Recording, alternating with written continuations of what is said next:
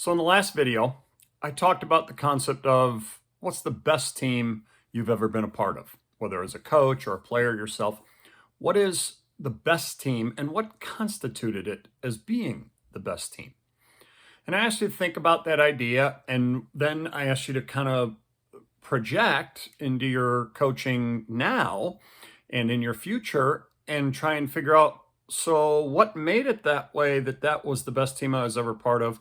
What can I do to try and create that same experience as I continue moving forward? Well, today I'm going to go in a little different direction.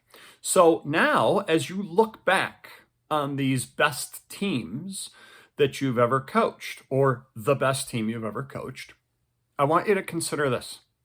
Don't ever tell anybody what the best team you ever coached was. Or if you do tell somebody, make sure it's somebody who's very close to you who will never tell anybody else. What? What are you talking about, Scott? Well, here's the deal. I've done a lot of thinking about this lately because for years I have had in my mind with the teams that I've coached, a few teams. I have one that often comes to mind as the best team I've ever coached. I've gone so far as to almost say it. Actually, to some people, I've said it. But I always qualify it with, I think that's the best team I've ever coached, or that is right up there at the top of the list, or that's one of the best teams I've ever coached. And here's why. First of all, it would be so hard to absolutely 100% quantify or qualify that is the best team I've ever coached. I've been coaching for 35 plus years, basketball for the majority of those years, along with some soccer and some football. Every one of the teams, every one of the sports that I've coached, and every one of those years that I've coached, I've had teams that could have vied for the concept of best team or one of the best teams I've ever coached. And yet there are a few that always vault to the top of the list when I'm thinking of best teams. But I've never been able to 100% definitively say that absolutely is the best team. I do have one team that always comes to mind first, but I'm never going to tell people what that team is. And here's why.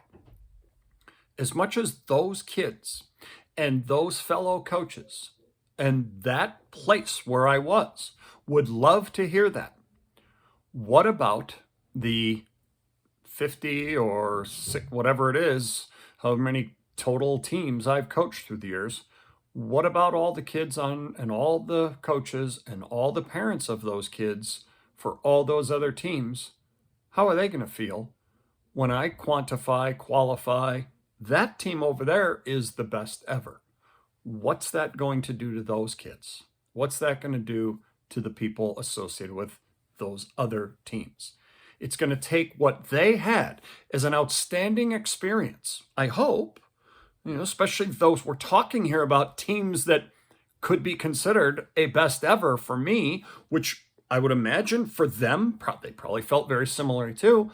And all of a sudden, it's going to diminish that experience. It's going to say, yeah, you were good, but you just weren't at the top of the list. Why do that?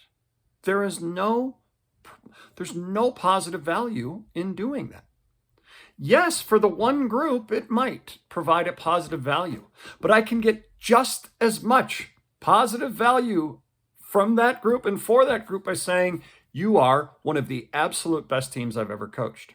There's nothing that's going to have those kids go, but we're not the best. Because I didn't say they were or weren't. I said, you are one of the absolute best teams I've ever coached. But the beauty of it saying it that way is the other 4, 5, 6, 10, whatever teams that I've coached that might be right up there with them can also be one of the best teams I've ever coached. And so when you talk about these ultimate teams, really these best teams that you have coached, be very careful about pinpointing one as the absolute best because of what you end up doing to the others. And you don't need to do that to them. You don't need to diminish what for them was probably an outstanding experience, because for you it was right up there with the others, right? So no need to even go there. Think about it with individuals. You'll be asked often, who's the best player you've ever coached? Be very careful about that too, because chances are you're going to have coached some player that is way up there. But chances are you've also coached another and maybe another who are way up there.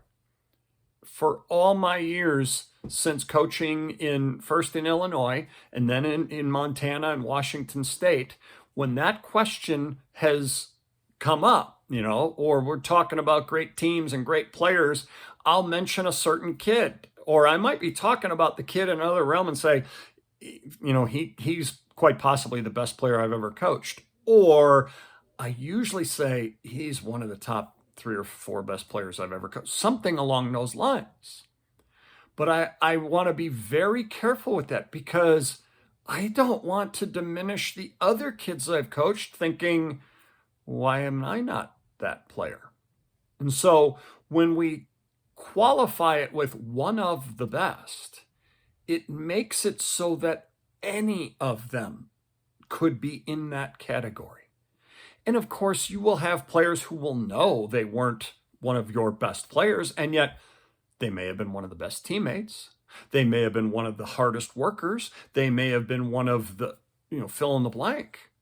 Well, why diminish what they brought to the team in the way they brought it by not even giving them the opportunity to have been considered your best?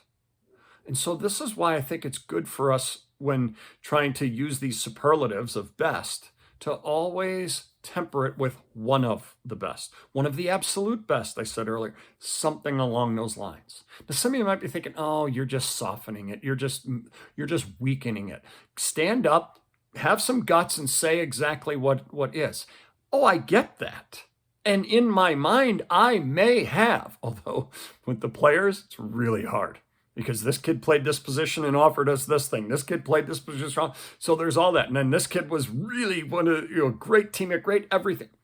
So it's really hard to do that. But I don't think I'm softening anything.